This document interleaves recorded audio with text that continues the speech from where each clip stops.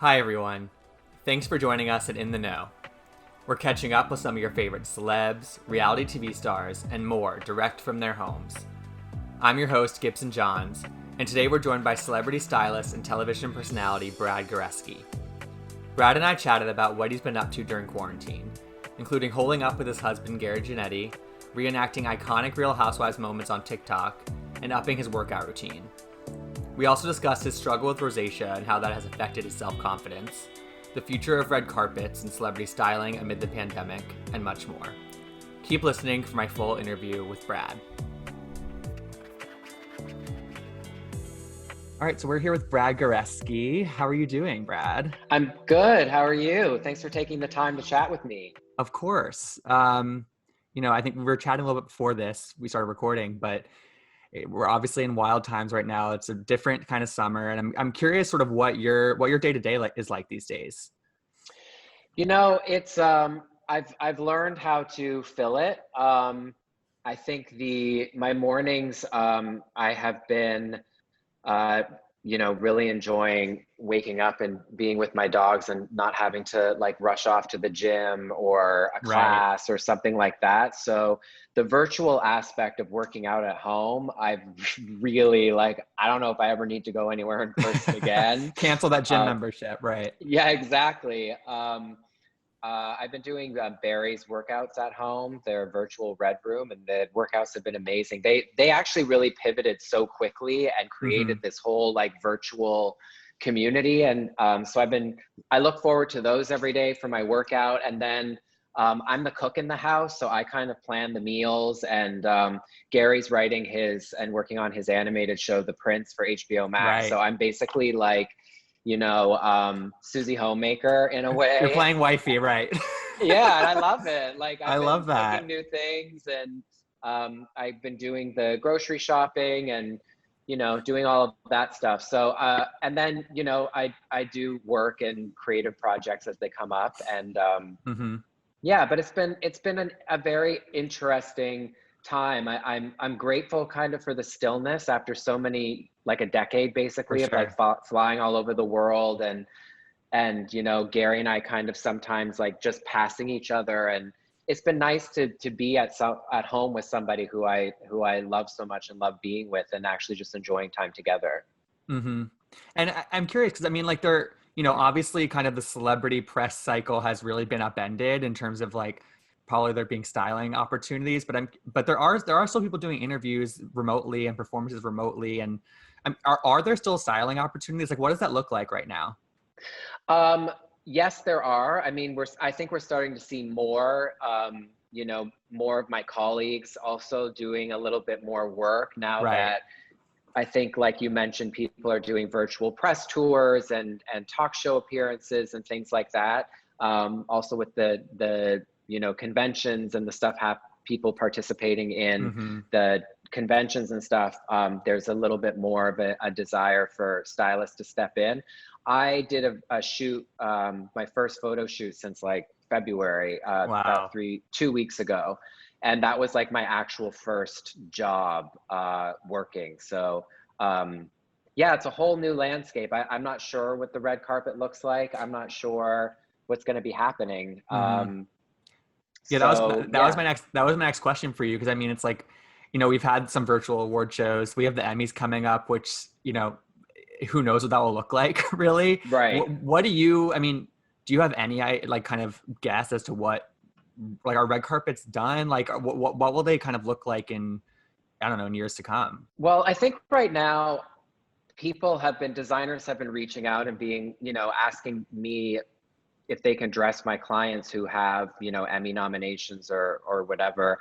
And I think it's also kind of a moment to read the room a little bit. It's I think there's something kind of nice, and I if I were an actor, I would probably like the idea of being able to be at home and in something comfortable and accepting my award maybe that way, as opposed to sitting in my living room in a ball gown.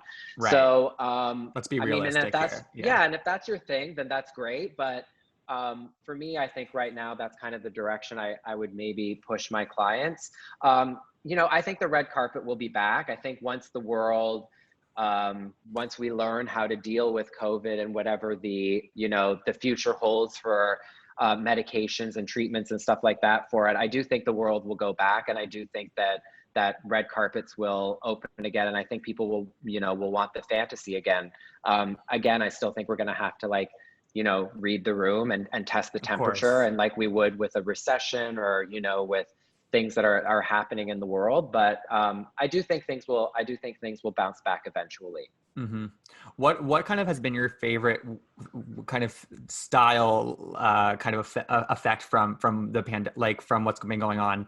You know, we all have to kind of be at least dressed from the top up. You know, like what have you seen people how have you seen people adapting? Because, you know, I don't know. Everyone doing kind of different things, like you mentioned. What's been something fun that you've seen?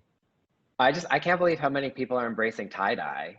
I know, right? It's like there was like this explosion of like, I'm gonna tie-dye my own, and I'm guilty of it as well. Most of my, you know, summer wardrobe has been like tie-dye t-shirts, and I know we're gonna talk about this later, but I just ordered, you know, a tie-dye set and like shorts and a t-shirt. So I'm kind of liking the things that are coming out of the style of the pandemic, and you know, interestingly enough, you know, the explosion of kind of, you know, updated sweats and doing monochromatic looks, and what does stylish loungy look like, and how I think people are finding ways to kind of transform their loungewear into something that is actually, you know, it's so acceptable now to go out however you want.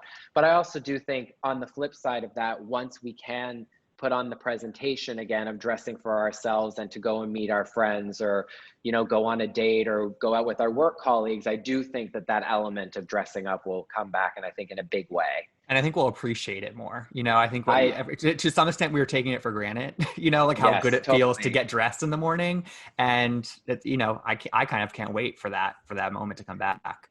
Yeah, same. I've been, you know, online shopping and trying to support designers and doing, you know, trying to do my part, and also, you know, update my wardrobe. And I find myself buying some things, and I'm like, but where am I wearing this Stella McCartney right, exactly. Well, it's like every brand is having sales, and you're just like, oh, I have to get this. I have to get something. Totally. But it's okay. I'm gonna wear this in what, a year, right? And, you know, we talked a little bit about the award shows and kind of evolving style, and, you know, you do a lot of on-camera work, and you know, you've done a lot of pre-shows for red carpets on big award shows, and you know, recently you've started to open up about kind of your struggle with rosacea, which affects kind of how you feel on camera, and probably some of that confidence. And I would love for you to just kind of elaborate more on that, and kind of how, I don't know, when did you first start noticing it, and how did you kind of start to combat it? Yeah, I'm so happy to be partnered with Galderma on this awareness campaign called Face Up to Rosacea. It's something that I was so happy to be asked to be a part of, because you know, we're encouraging people to face up to their rosacea and go to their dermatologist to get on a treatment program, because there are a lot of solutions out there that I actually wasn't aware of. And I have been you know, battling this for basically my whole life. And for me, it appears in redness and bumps and blemishes, and I get very flush red cheeks. And I'm sure if you look back on some, you know, TV footage or me on a reality show or something, there are definitely moments where you can see like my face is just red hot. And you know, my parents kind of helped manage it when I was a kid. And then you know, my mom kind of confessed to me recently, she was like, you know, there's actually not a lot of baby pictures or a lot of pictures of you when you were young, because you had it so badly, and we didn't know if we wanted to document that, if it would upset you. And so now, once I moved to LA and being on TV, I finally decided that as an adult, I would go and see my dermatologist and get on a treatment program so I could achieve clearer skin, because not only was there TV, but there were big life moments that were happening. Like I got married 3 years ago, and, you know, everybody dreams of having the perfect wedding and the perfect wedding photos. And I was like, I got to deal with this. I got to figure this out. And so I went to my dermatologist, and the whole point of this campaign for me is I just want people to know that they're not alone, and that this is something that millions of Americans battle with and deal with, and that there are solutions out there that your dermatologist can set you on a path of. And is it the kind of thing where it's like, kind of once you met with a dermatologist, did you kind of just get it under control and you don't really have flare-ups anymore? Or kind of what does that look like for you? No, it's definitely, it was trial and error in the beginning because everybody's specific case is different. So Right. different treatments are going to work for different people. So it doesn't stop for me. It hasn't stopped the flare-ups, the type of program that I'm on of like topicals and doing a little bit of lasering here and there, but it doesn't stop it, but I have a way of treating it for when it does flare up. So, before, when I was in award season, I was just kind of, going from makeup artist to makeup artist during the shows. And they're like, oh, your skin's kind of like a mess. It's like, the X, Y, and Z. I didn't really have anything to treat it with. So also the thing about rosacea is that it appears on the outside, but it does also, like you were mentioning, it does affect your confidence on the inside. And For so sure. in a way, dealing with the outside, it has really helped me feel more confident on camera because I don't have to worry about, a camera angle picking up something or what have you, because makeup can only do so much. Well, I think it's great that you're speaking out about that because, if I think it's like 16 million Americans have it, or it's a big number of people that have experienced this. So, especially for somebody who's on camera a lot and knowing that you do deal with that, I think it's probably comforting for people to hear. Yeah, I mean, being involved in this and getting to connect with people, I think also having a sense of community too, of people going like, oh my God, you have that too. Right. And, and then people want to share their stories because there's always some sort of struggle beneath it that you don't think you're kind of thinking like, am I overreacting to this? Is it like, is it that big of a deal? And it is for people because it affects the way that we feel. Not only we look on the outside, but the way we feel on the inside. So if this empowers people, makes them feel a little bit more confident, and also just to let them know that there are treatments and solutions that your dermatologist can provide you, it's great. And there's a really great resource connected to the campaign. It's at faceuptorosacea.us. And it's just a great guidebook with incredible tips, suggestions, and just a really great resource for people who have rosacea. I love that.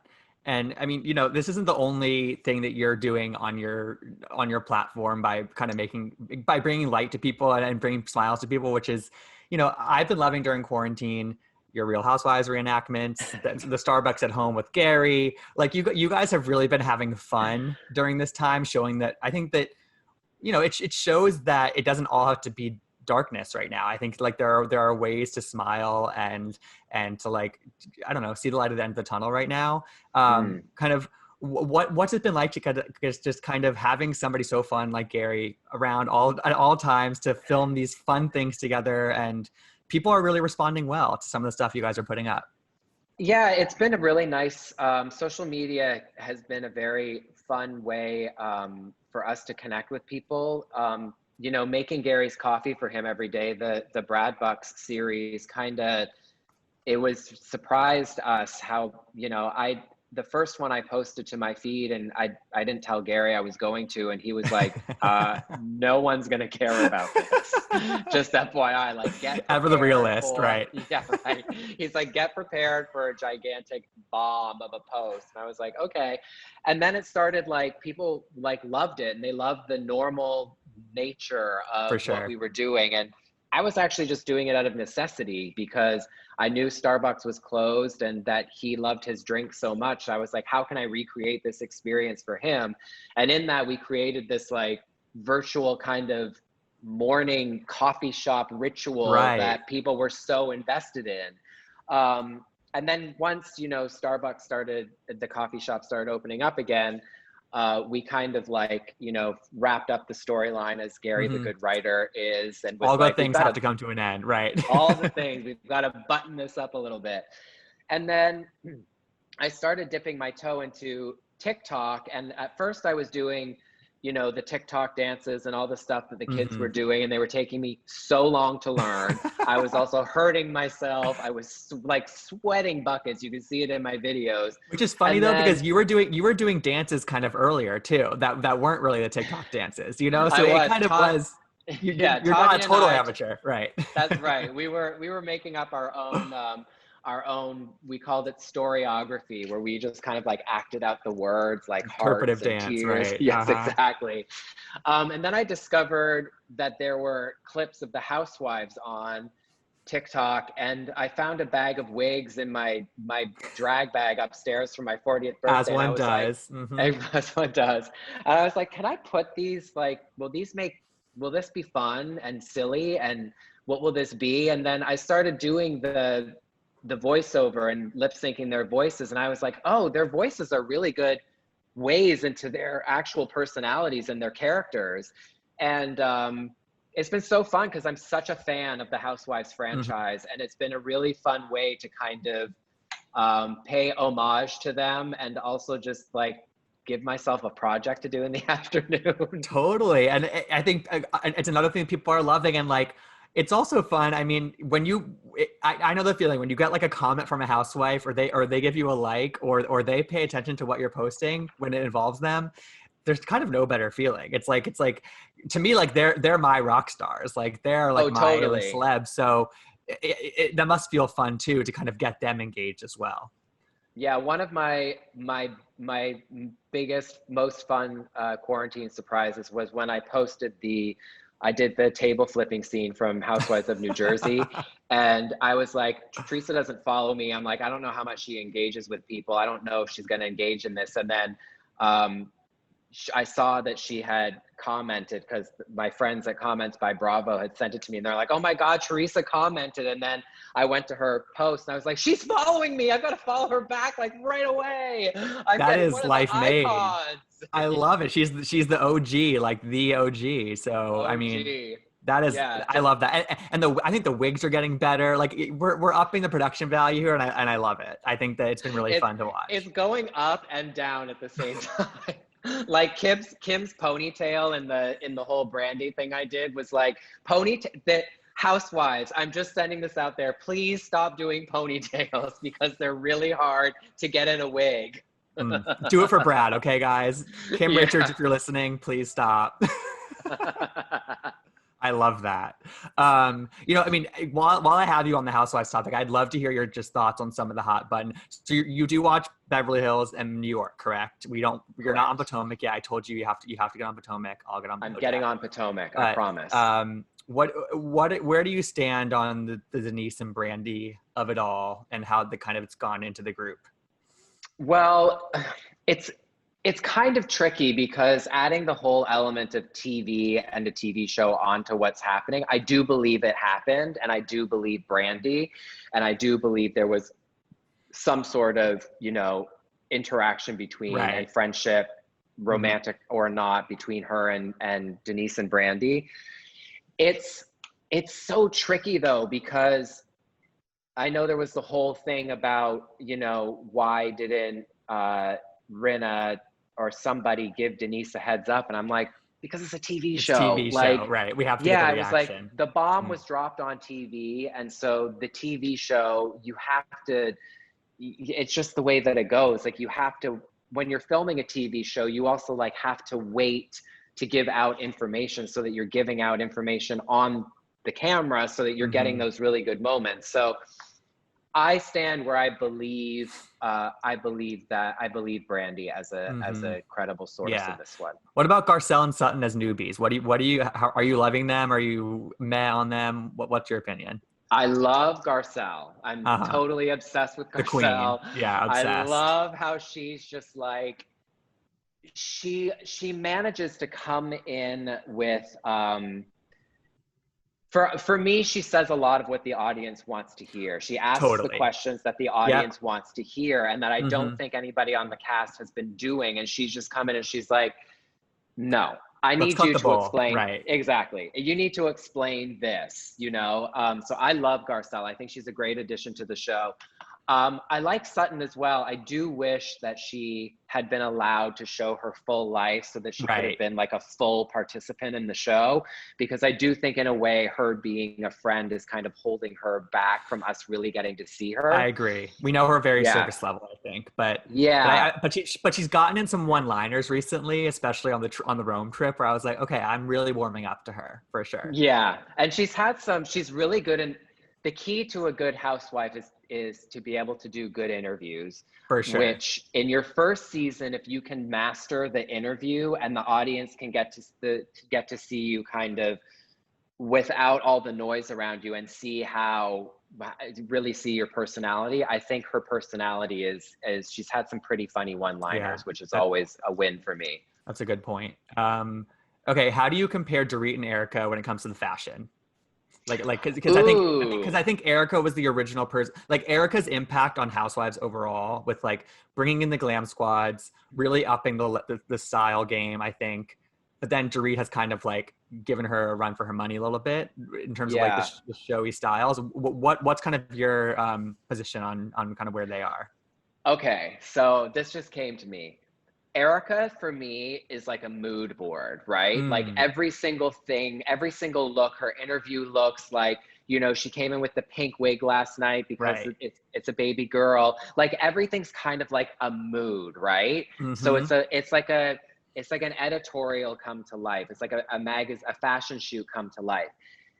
Dorit for me is like a look turner. Like Dorit loves the full runway vibe. So she's doing Versace, she does Versace, and it is like the look and it's the hair, and she does the whole kind of like vibe of the designer, where I think Erica Jane kind of channels more of a character into who that's a good she's gonna distinction. be. I like that distinction.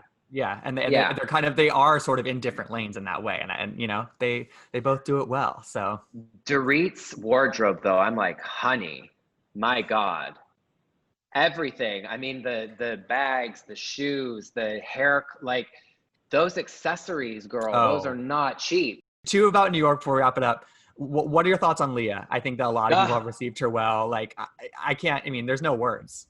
I die for Leah. Yeah. I think I love her so much. I think she's going to be one of the characters I do next on one of my TikToks. We need that. Yeah, it's going to be good. I think there's going to be a sheer dress moment happening. But I like Leah because, again, she mastered the interview very early on. She's very candid. I don't feel she's not mean-spirited. She's really reacting to the situations, and she totally reminds me of like people I know in New York. You know, like she reminds like she's New York. Like if I had never been to New York, I'd be like, oh, this is how I kind of picture people being in New York. The fashion, you know, the chunky sweater with like the skinny jeans and the boot and like the glasses and the like she's everything that I kind of want from a new cast member in New York. And then lastly, I mean, I think overall New York this season New York's my favorite, but like it's been like, for lack of a better word, kind of a shit show with like they're all drinking a lot. Like what do you make of just like the state of things and sort of how it's gone on? Because I feel like the best episodes are when they get like really, really drunk, but then sometimes you're like, okay, this is like kind of dark. Like what are your kind of thoughts on that? I feel exactly the same way. And I had Luann, the Countess Luann, on my podcast, Brad Behavior, and she was actually we talked, because I'm sober and she's, I believe she's sober right now as well. So I was very curious of like, how do you, and I've been on reality TV, so I know how it goes. And she was basically like, if you're not joining in, it's like, it's so difficult to interact with anybody because you're not in the game. You know, it's like going out with a bunch of your friends and deciding you're not going to drink for the night. And you're like, oh my God, these people are a mess. Totally. And then imagine the layers of cameras and having to put on a show. And Luann basically said that as well. You know, it's something you've got to do for yourself. And it's a battle that she feels like she doesn't want to fight with the girls on the show about, you know, because totally her prerogative. Yeah. Yeah. And, but it is fun to watch. I've loved Mexico has been like a hoot. the birthday party with the 50 plus Oh my girlfriends was God. amazing. Incredible. Like they've really turned Cut out the some major cameras. content. Mm-hmm. Yeah. Oh my God, Oh breaking my the fourth wall. Everybody's breaking the fourth wall. I I love live, it. I live for it. Me too. Well, Brad, I think that's all the time we have for the interview. But thanks for calling in, and this was so fun. Yeah, thank you so much for having me. This was Of great. course. I could talk housewives forever. All day.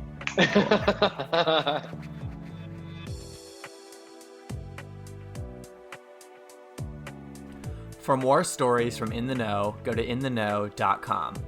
You can also follow In the Know on Twitter, Instagram, and Facebook, and find me, Gibson Johns, on Instagram and Twitter at Gibsonoma. Thanks for listening, and we'll see you next time.